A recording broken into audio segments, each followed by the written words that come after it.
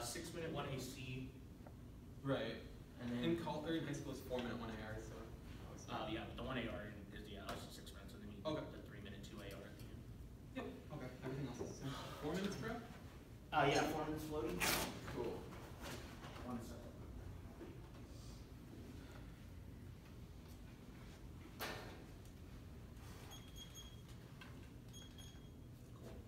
Everybody ready? Alright, so first and foremost, I want to thank everybody coming out here. I've got a party background, so I'm used to thank yous, but I think this will be an educational round. And today I'm going to do something a little off topic. Instead of going over the resolution, I'm going to go to a micro-political view, which is just something like personally what I wanted to do as like my last ever debate tournament in an activity that I've never been able to access before, and kind of go over the idea of why I haven't been able to access it and ways that we can improve it in the future. So the micro-political action is just going to be the idea, you can like phrase it if you want to float, like accessibility. And the accessibility here is that I've grown up in Minnesota, and like I'm a 21-year-old who has lived in Minnesota for 21 years. And during my collegiate time, I've had no opportunity or no access to any type of debate except parliamentary debate. So my story as a high schooler is that I did Lincoln Douglas debate as a high schooler for a couple of years. I've learned a lot about Lincoln Douglas. I coached the high school circuit at a point.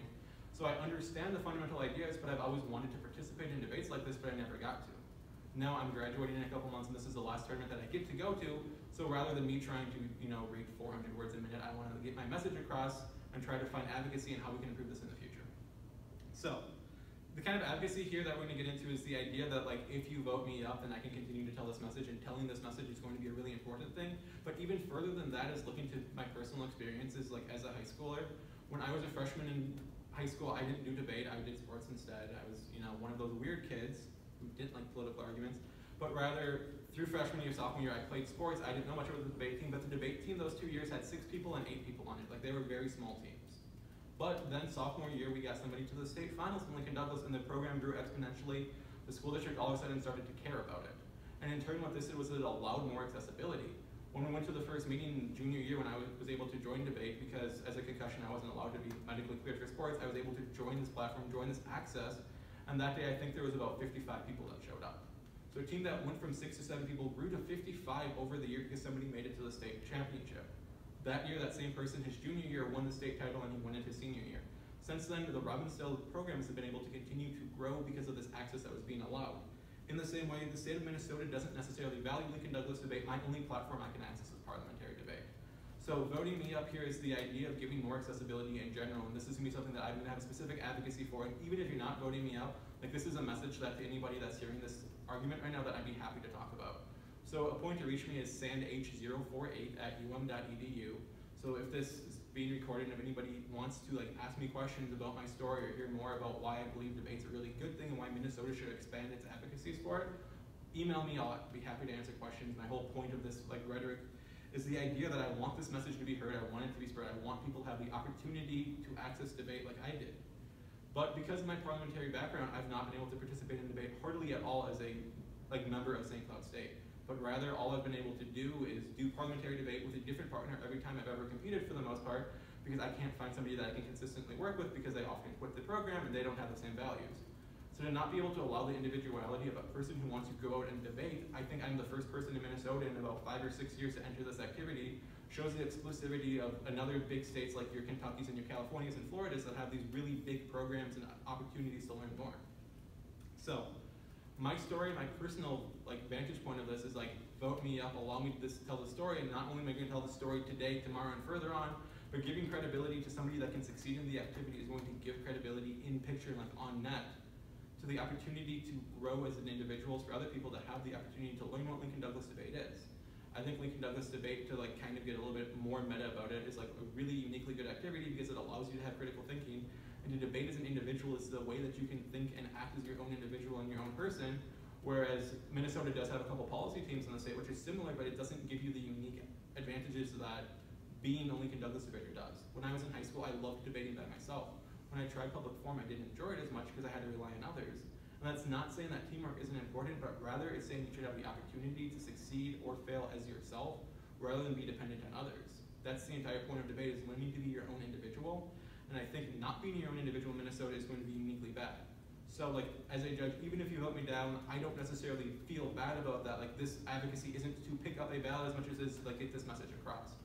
So I went in this morning and I had, I'd say probably 300-400 pages of evidence where I could have ran stuff that I don't necessarily believe in, and my entire debate career has been about winning debate rounds. That's the only thing that mattered. I'm still upset about like the last round I lost at nationals. Like I could tell you word for word what happened, but rather I think the advocacy here has to be the idea that like on net we need to make impact on the debate space.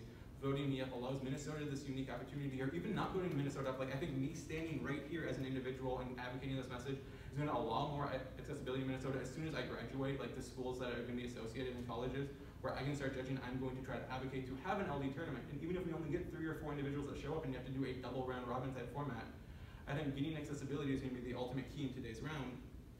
So looking at the resolution, like I don't necessarily need to go to that, rather I want to do this overarching thing. It's going to preclude everything in today's round. So I'm not going to try to get super jargony, I'm not going to try to get super technical, but rather I'm going to try to advocate this message. So like as an individual, I've been able to get so much out of this activity that I just want everybody to know that I think it's super important for individuals to be able to do so. So I didn't even necessarily bring a plan text, so like today's advocacy, I'm going to have my own stories, and even when I stand up for the 1AC, I will respond. Like I'm not going to be a non-responsive micropolitical case, but rather I'll respond to argumentations, I'll go through that on net, but I want to be able to share my personal stories and communicate as to why I believe this activity can truly be great and why it is truly great, but why I was never able to access that and why I like uniquely want to try to make this a more accessible platform. So with that, I stand open to cross-examination. All right. Good. Yep. So, why is making the event accessible and expressing individuality mutually exclusive with affirming the resolution via plain text? Okay, so I'm saying that the plain text isn't required, or like there's not inherent necessary there, but rather this exclusivity is precluding anything, because if you can't debate, you can't make a plain text. So, what exactly is how do you resolve the barrier to entry of accessibility that you talk about throughout the 1AC? So I'm saying, first and foremost, me giving that speech breaks a barrier to an extent, but to further break that barrier and disestablish the ideas that LD doesn't matter in the Midwest, like me winning a national championship, for instance, similar to how my friend who won a state tournament increased the program, like getting knowledge and getting success. People like success, they like positive reinforcement. And I can go more with like those. Sure. So, specifically through this explain to me how you make an argument that this recognition somehow spills over. Like so 2 questions. The first is going to be how does this spill over to the greater LD community and create accessibility beyond just say recognition in Minnesota? But 2, why is Minnesota uniquely key to accessibility in debate? Sure, I'm not saying Minnesota is the only state that matters. I'd say the platform on net is really important. I know LD's been growing as a community, like it's been shrinking in numbers year to year. We've seen less people at like this tournament, for instance. But I'm saying Minnesota is unique, or not even necessarily saying Minnesota, but I'm saying the Midwest because none of my neighboring states also offer LD tournaments. So I mean, at that point, we're talking about North Dakota, South Dakota, Iowa, and Wisconsin. So here's 5 states, and including more people is never bad. Where are NFA Nationals this year? Eau Claire. Yep, they're offering LD there. But that's a tournament that you have to qualify for, and this is the only tournament I'm going to that I can qualify for, sure. Unless I'm going to Texas. So, have you ever ran this argument before? No. Okay.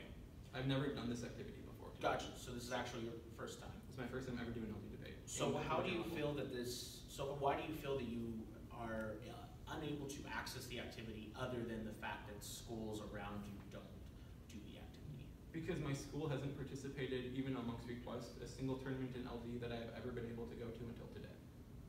Okay. And I'm now I'm not graduated yet, I'm a graduating senior who, this is my only opportunity to ever debate again. Sure, and so you mentioned LD is uniquely good for critical thinking, but like, yeah. What specific form of critical thinking? Like, why can't I make the same arguments about personal narratives and accessibility as a persuasive speech and gain the same critical thinking that I would in Lincoln Douglas debate in your framework? Okay, so I'm not saying micropolitics are uniquely advantageous. I am saying the activity of Lincoln Douglas is uniquely advantageous because of the critical thinking and the responses of me talking to you right now that I wouldn't have in an individual event. Okay, for sure. It takes a little bit of prep starting now.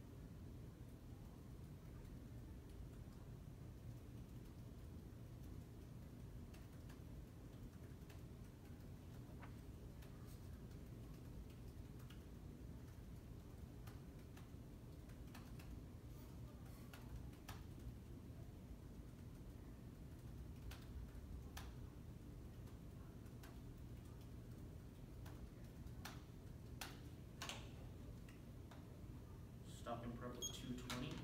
The order is going to be 2 off and then case. I'll send you the doc right now. Alright, the test went through too, just so. Okay, perfect.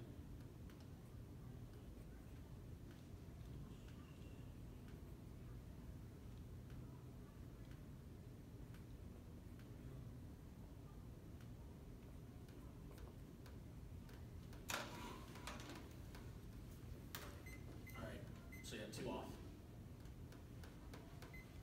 Did you send it? Yeah, I just shot it over.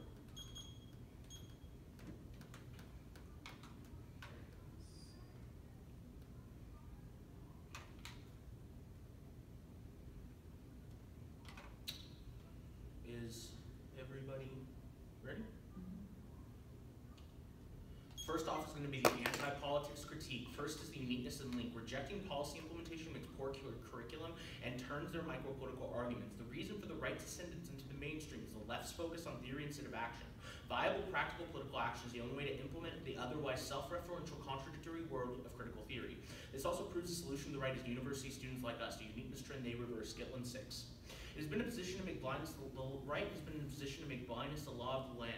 Where the left has thought big has been clear about isms to oppose and about policies to further. A fair generalization is that the left's expertise has been constricted in scope. The academic left in particular has nourished what has become called a theory. Theory is chiefly about itself. Theory lays claim to objective truth, but in fact, the true criterion by which it has ascended its status is aesthetic, not empirical. Despite the selective use of still prestigious rhetoric of science, the world of theory makes only tangential contact with the social reality that it disdains. Politically, it is useless. It amounts to successions of the world in which most people live, on the impact level. They'll say conventional politics and debate is bad, it links to our 1ACK, but every time they say that neg links, we're saying yes, and neg impact turns. Here's the impacts. Anti-politics dooms their project, threatens the planet, seeds politics to the right, culminating in extinction, small 6. Challenges require collective action. Confronting warming superviruses and corporations will require cooperation. We can no longer see life through the tiny lens of our own existence. Individualism backs us into a corner. Superviruses will ravage rich and poor alike, developed and developing nations, white and black, woman, man, and child. Government and commerce have the potential for positive change. Civic engagement consequently takes on a more specific and political meaning in this context. This position has 3 implications. First, it's a dissad to the 1AC's emphasis on critical theory and their methodology for creating political change. 2, it's a solvency takeout. The systems, such as debate, that they critique remain unchanged, and their approach to engaging in the curriculum of how we change things only empowers the right. 3 is that the alternative is to prefer my framework for the round, which I'll state here. The AF must fiat a plan through macro state-based entities. They can only win on advantages to the plans, not on an external case of dissads or epistemological performances. The next argument is that this framework is a voting issue. Prefer it. First, anti-politics is normative offense against their framework. Every dissad they'll make to our framework is a link to anti-politics. Second, policy roleplay doesn't indoctrinate or get stale. It makes the best real-world education, which allows us to actually be able to affect change, which creates better forms of accessibility. Joiner 99. Debate can be an effective tool for education. Debate makes them actively engaged. Rather than spectators, students become legal advocates, observing, reacting to, and structuring political and legal perceptions to fit in the merit of their case.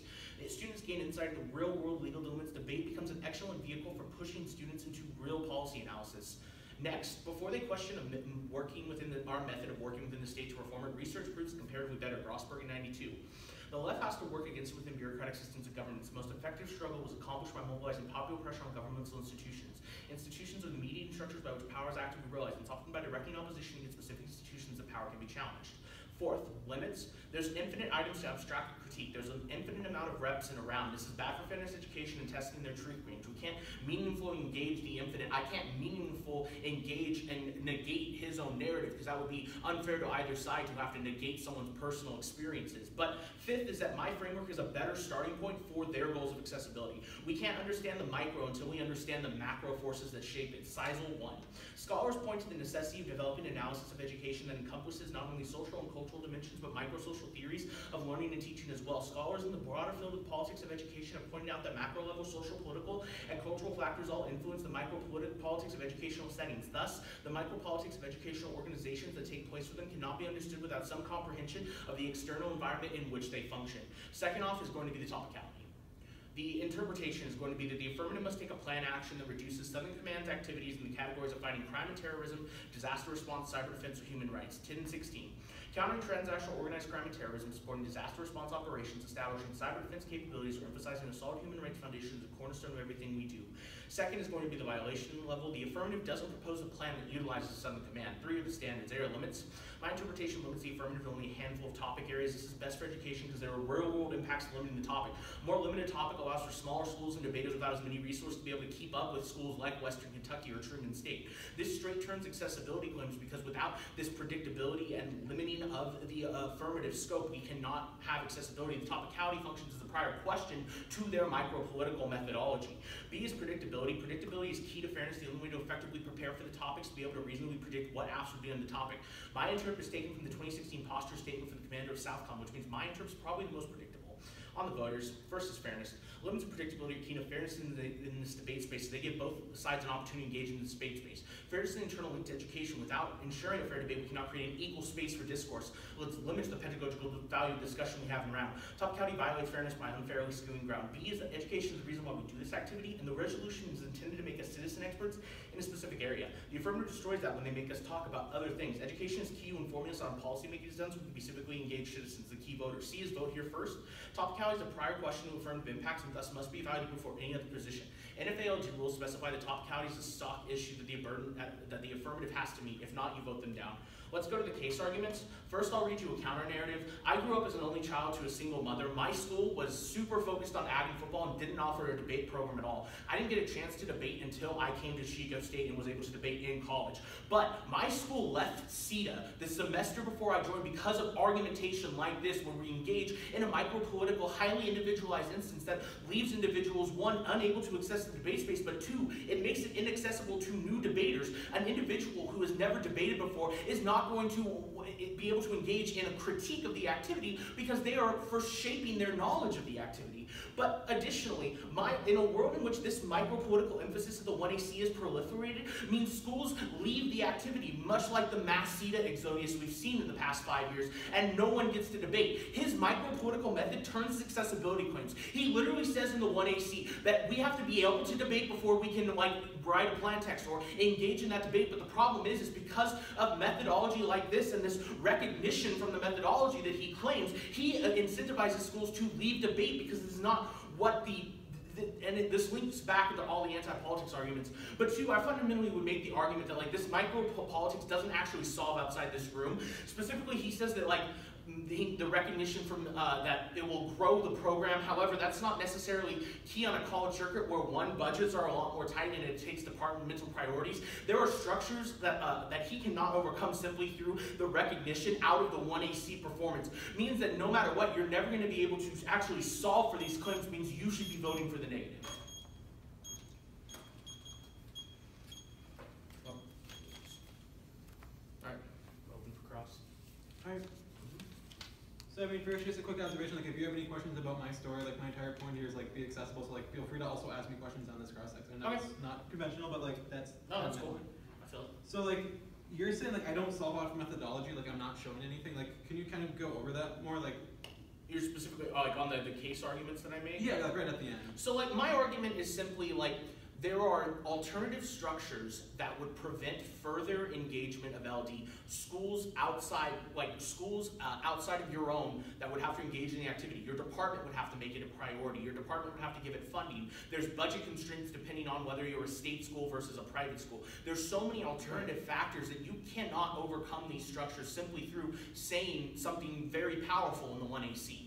So, for instance, I'm from the Midwest, that's obviously what my whole story was about, the narrative. Sure. So, we offer, I think, 13, 14 IEs and parliamentary debates. So, how expensive is it realistically, would you say, or inaccessible if you wanted to add one more activity to a program or to a tournament? Well, it depends on what level you want to be able to compete. It's not probably going to be inexpensive to have local tournaments, but it does require judging fees, and that's one of the biggest obstacles. I come from a circuit of heavily community colleges, and that's been one of the big issues with furthering their accessibility is because of the fact that when you have a large squad and you have to coach them up in a specific activity like LD, that you gravitate to things like parliamentary debate because you don't have as many debaters that you have to cover judges and judge fees for. So that alone right there is probably a big enough barrier that is preventing your school from engaging in that. But I would also additionally argue that yes, like I appreciate the argument you're making, but this sounds like a discussion you should be having with your director of forensics or members of your communication department, and use the proper channels in your own institution to be able to affect true change and create real accessibility in your own school and in your own circuit for those individuals. Because let's be real, your administrators probably are not going to go on YouTube and watch this debate. Okay, sure. What if I'd say, like, because of this debate and now because you're uploading to YouTube, like, I mean, I guess, never mind, I'm not going to, like, ever advocate against taking her out. So can you just kind of explain the K a little bit more? Like, just... Okay. Yeah, so it's fundamentally saying we have to engage in the macro political as a prerequisite to engaging in the micro political. Your methodology focuses more on theory rather than actual pragmatic political action. And my analysis is particularly that this sort of education model is the reason for people like Donald Trump becoming president, because the left starts to pull out when they're too negated by their own ideals, and that allows the pragmatic right to be able to ascend. And specifically, my Gitlin evidence indicates... Just like really quick thing, time spot right now. So T says like debate has to come first, like prereq, like if you're not debating, you can't do anything. But then like K tells you like debating isn't as important. They work together. Okay. Oh no, the K framework, because the alternative is framework. Okay. My framework specifically of how you should be able to evaluate the round. That's that the AF must be audit plan through macro state-based entities. Then the T just simply serves to define what that plan should look like. Okay. All right. Thank you. I'll run prep now.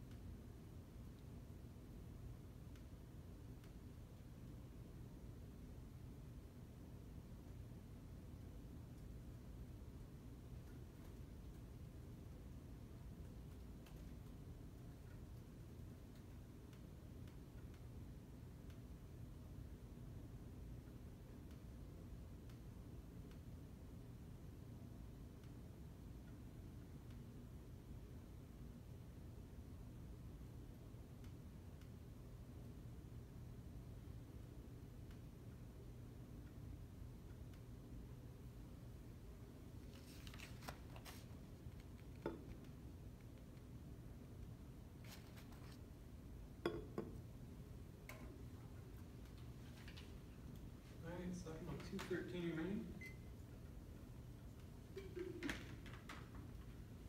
There. 213 used. Yeah, that one. 147 remaining.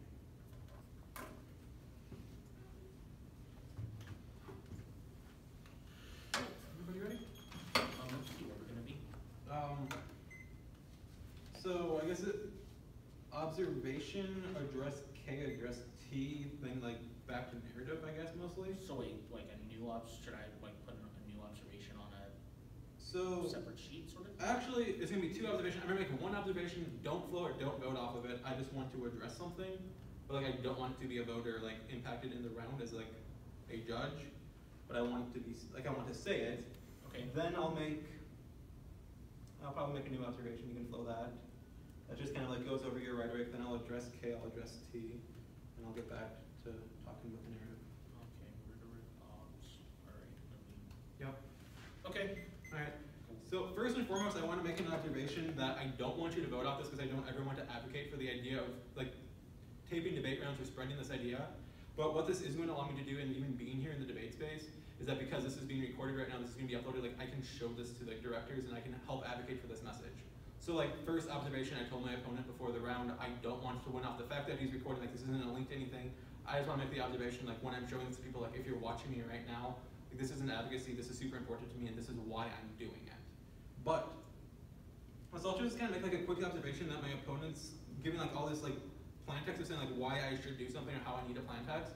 But like my whole point of like micropolitical arguments, and which I know he's kind of getting at the root of, is the idea that I'm not trying to necessarily be inherently topical. If I wanted to, I could find some weird loophole as to why the U.S. Southern Command should substantially cut their troops and like take that money, fund it into Midwest debate. Or like I could do a bunch of really weird stuff, but that's not the advocacy for here. Rather than being like directly topical, the advocacy here is to like spread a message. So even if like the ballot rolls neg, like that's not going to mean that I failed as a debater. That's going to mean that I'm still a winner because I'm allowed to give this message. I'm allowed to be able to spread this through the community. So just kind of like an observation, I woke up this morning kind of freaking out. I didn't know what I was going to do today. I had hundreds of pages of blocks about, like I said, there's already all kinds of different arguments, and I decided to get more abstract. And I think something that kind of triggered was the idea that because it's going to be taped and because I could show this to future generations, and when I'm trying to incorporate LD, like this is going to be super important. But now let's kind of go on to the K. The K is saying that we need like plan text, we need all this like policy space. But like looking specifically the advocacy that I'm trying to do, I can't have plan text necessarily. I can't give you fiat power. If I go to my board of directors and I say, hey, we should do this program, they're not going to listen to me very well. I am just a single individual, and until I can get support or more like reasons and justifications for it, like I'm saying in the original AC, is that if I'm voted up, if I like continue to win rounds, if I go to the out round and say, hey, look, this random kid from Minnesota made it to quarterfinals, maybe Minnesota has talent in LD.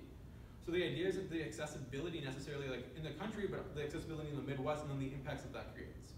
If I can get one or two schools to incorporate LD into their programs, that's going to be uniquely beneficial. Even if the program isn't going to be heavily funded or heavily coached, an individual can do a lot of their own research. There's some open resources. Like I was able to go online, like I was able to see like practice debates on YouTube. My opponent uploaded them. Like I really appreciate like the advocacies of him also trying to do that. Like in the same way, like I appreciate his own idea of like his like counter story or his counter narrative. Like I think that's really good in the debate space. But also because of that narrative, it's like why I'm continually afraid of this activity. Because if you don't have this activity in high school and you go to a school in Midwest, you never get to do the activity. So the idea here is just more like this overarching message is super important. So he's telling me I need a policy. I'm saying let's ride or die. Like I need to give you an advocate. I need to give you this advocacy of what I believe should happen. Because in this ride or die mentality, I think it's better off to give this message. And even if I'm losing, and even if like my opponent isn't super comfortable, like also make the claim like I could have technically competed in the novice division. I agree with my opponent entirely that this isn't a super accessible platform of ways of debating. I got involved in speech and debate in 7th grade. So like this isn't a new activity for me, but rather I haven't had the LD experience. I could have done novice if I wanted to. Rather I joined the open pool because I wanted to not only have better rhetoric or better rhetorical analysis and show that I can like make critical claims about this advocacies on the spot, but also because I don't want a novice to have to debate this. I want the novices to truly grow up in the activity the same way that I grew up in the activity.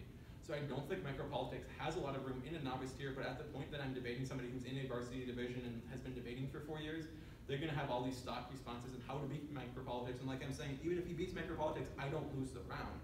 I'm saying you need to uniquely vote up micropolitics because of the message that it provides, but rather than me like going out of the round as a winner or a loser, I am a winner because I'm giving my message, I am sharing the ideas. My opponent was asking like, why not just join a speech event, like give an intro about this? But I'm showing the fact that I can communicate with him and I can communicate to you as a judge, and afterwards, like if there's any questions, I can answer them. This is a more impactful way than me giving an info and then like putting slips of white paper on the table that people won't grab up at the end of the day anyway. Like I've done enough IEs to see that the impacts that happen of those rounds are a lot less than what micropolitics can do in LD. So I've judged tournaments at the high school level that have a lot of national circuit stuff. I've like seen micropolitical debaters do things, and their advocacies, even though like they may seem a little weird at first, like I've really started kind of believing the messages. I really like the ideas. I've never like explicitly ran a micropolitical idea, so like going into a debate tournament, but because this is my last ever debate tournament, I think it's uniquely advantageous for me to do something that I truly believe in. So let's talk about T now though. I'm not saying that like I need a plan, like I need to specifically talk about the U.S. Southern Command, and like I'm telling you like what I'm doing is precluding. So in the same way that the negative has the opportunity to run a bunch of off cases and he can critique rhetoric and he can run topicality and he can, do like performance Ks or disadvantages or like all of the crazy off cases that you can do in this activity. I think they're really cool, I think they're beneficial, but then to tell the affirmative that he has to only do one thing, while I get the merit behind it, I'm saying that this precludes and just as justified as somebody is to run a non-topical off position in the negative world, I think it's even better on the affirmative side. Like to the point that I'm almost hesitant to even run this political position on the negative side because I don't think it's fair to my opponent who has 6 minutes of time to prepare, but rather I've told my opponent before the round started, I'm like, hey, this is what I'm going to run. If you have any questions, I'm going to tell you the arguments that I'm going to make. I'm going to like make the specific arguments. I want you to be prepared about it. I want an open discussion about it. I think that's super important. Give the debate space more like accessibility. I'm saying if you vote me up, I have a better chance of getting credibility to my school board saying, hey, look, I made it to quarterfinals, for instance, or even the idea of like, my opponent brings up the idea like going to Eau Claire for nationals. That's a really great idea, but if nobody gets a chance to qualify, you need to get a bid for that. Like I'll never get to do that tournament. So because I'm the first person in like 3-4 years that even had the chance to qualify to that tournament in Eau Claire, like it's not accessible to anybody, like that doesn't give me unique impacts. So those are reasons why you like uniquely need to affirm in like my story. I'm gonna start. Right. 220? Yep.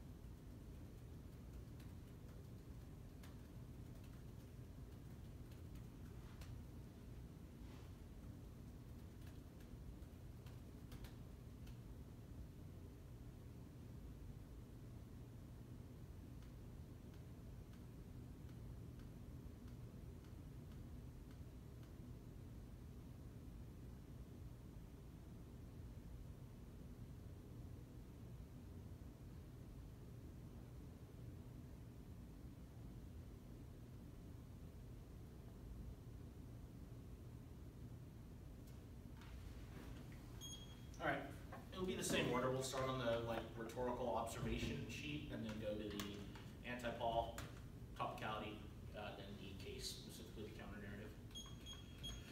Everybody ready? Look, my opponent, I'm not going to sit here and denigrate what my opponent is attempting to do. I think the notion of accessibility in debate is great and something wonderful. But the problem is specifically the methodology of how he's going about trying to do that. That's my whole argument out of the rhetoric argument, right? He makes this argument about he wants to get up here and make arguments that he believes in, and to engage in accessibility. But that form of phrasing would preclude the notion that I don't believe in what I'm saying. I'm not up here simply necessarily because I want to win the debate, but I generally think that this methodology of fiating macro state-based entities with a topical plan text is best for education and best for LD and provides the most predictability to squads to be able to get into LD. But additionally, I think that this whole notion of voting someone up because you like their message is going to be uniquely bad. That was my argument out of the counter narrative, specifically that like my school left CETA because of argumentation like this, and had there not been like LD done in the format of the methodology in which I am advocating through the alternative and through the topicality, I would have not had an opportunity to have a debate career. Like, the problem just comes at the message could be good, the methodology is flawed in it, and that's the whole position out of the 1NC, is not necessarily saying that your argument is bad and that we shouldn't make LD more accessible, but that your method is just flawed.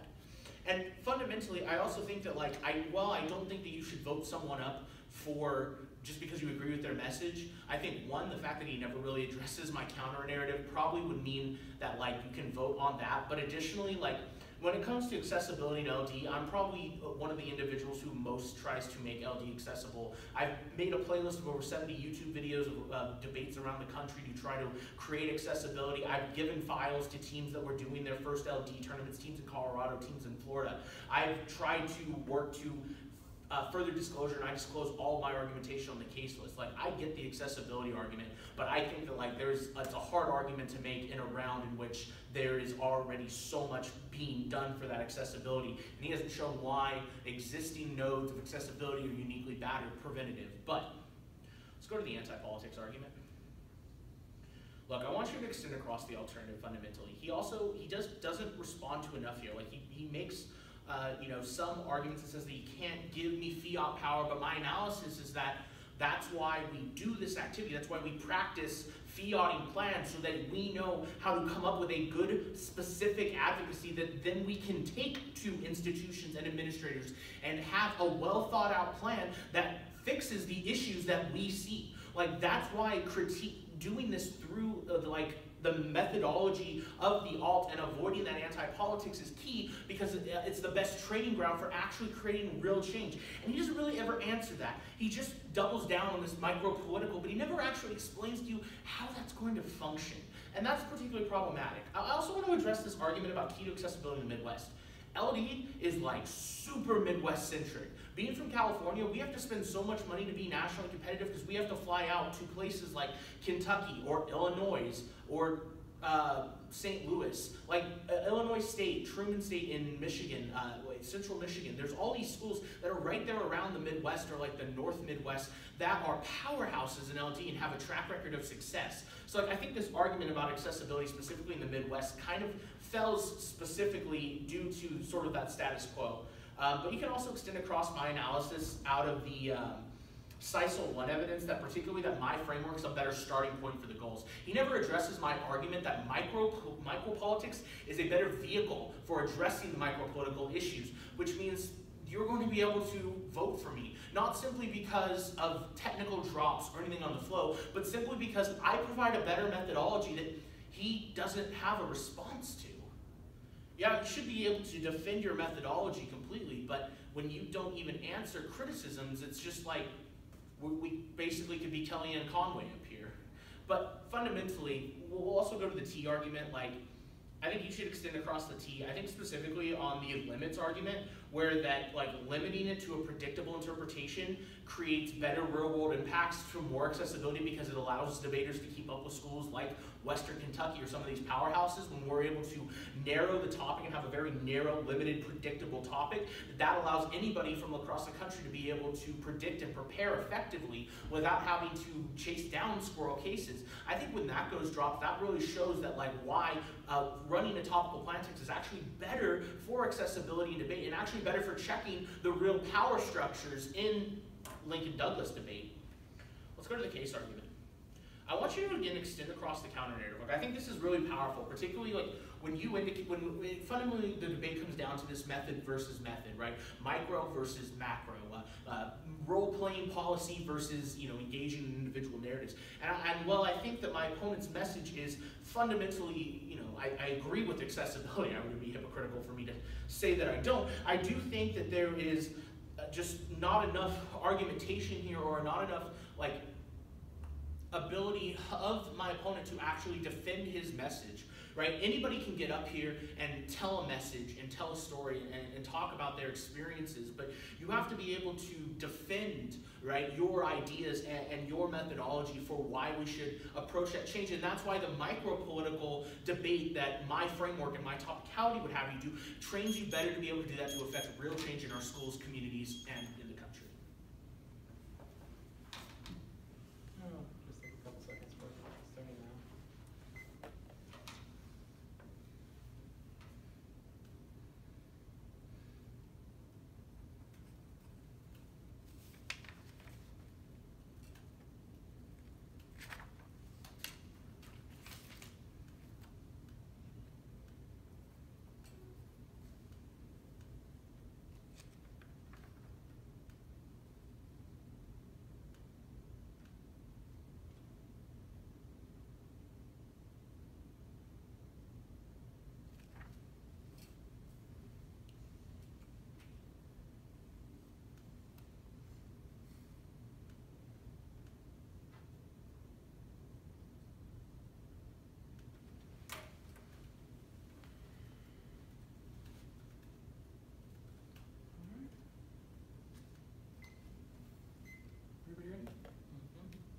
so first and foremost, let's just address a couple things quick. I'll signpost along the way. But I think a really key issue today is just the idea of my observation of, first and foremost, before we even get into like political stuff, like this is the advocacy I'm looking for. I want to get more debate space open now, like to be open. And my opponent was making, I think, good points about the idea like Kentucky does have a lot of debate, or Chicago does have a lot of debate. But like my version of the Midwest, or the way that I grew up as a Minnesotan, is like Midwest to me was like Minnesota and the states surrounding me, like I've said. So North Dakota, South Dakota, Iowa, and Wisconsin. I'm looking into those schools uniquely, which are the only 5 states that I've ever really traveled to for debate. The idea is that the only LD tournament that will be held is going to be the one at nationals that you need a bid for. And if I don't get a bid, then I can't go to it. And I'm not saying that I like have the right to go to a tournament with a bid or anything like that. I'm just saying the accessibility to me immediately isn't there. Also, like, extend the observation of me saying I could have entered in novice. I'm definitionally a novice. This is my first time ever competing in LD.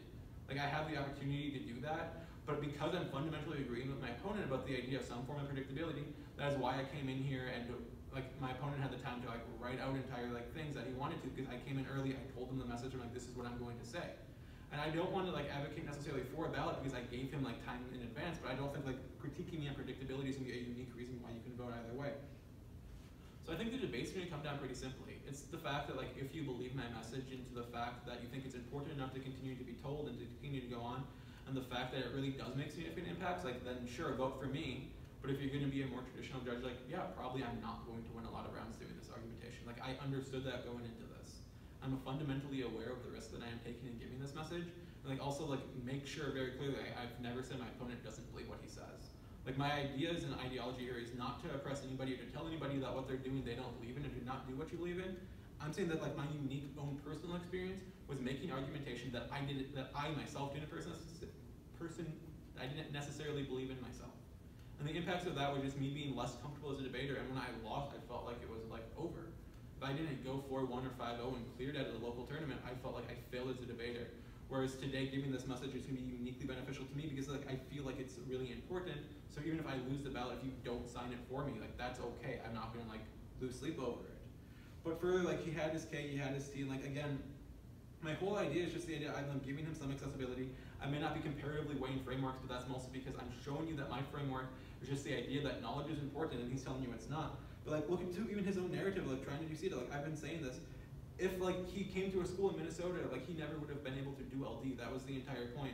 Like I want to be able to do LD. I wish I could have done it sooner. And the fact that I only have a couple months led me to a position where I didn't feel comfortable to like necessarily come like super prepared with cases because I didn't even know how to do a practice round. I had no resources around me. So like I apologize for people that don't have the ability to do debate, and this is just my message, this is my story. So that's what I've got to say. I mean, either way you vote, I'm not going to be upset. So thank you guys. And then like off time, like there's my email address again. It's being posted. Like email me. Like I want to talk about this. Good night. Appreciate it. Thank you, gentlemen.